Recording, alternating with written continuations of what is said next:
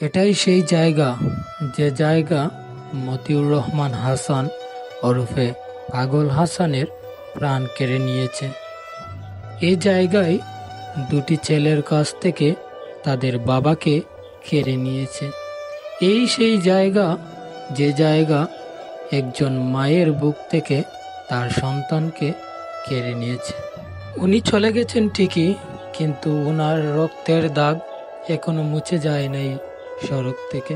সবাই একবার না হয় একবার এই জায়গায় এসে দেখে যাচ্ছে।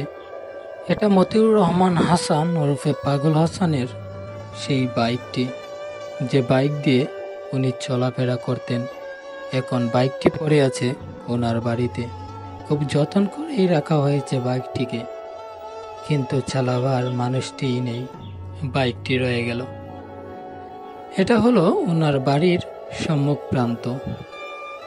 অনেক সময়ই কাটিয়েছেন এই জায়গায় উনি। আজ ওনাকে ছাড়া যেন খুব নিঃস্ব হয়ে গেছে রাস্তা, খুব নিঃস্ব হয়ে গেছে বাড়ি। সবাই পাগল হাসান ভাইয়ের জন্য দোয়া করবেন, আল্লাহ যেন ওনাকে জান্নাতবাসী করুন। আমিন।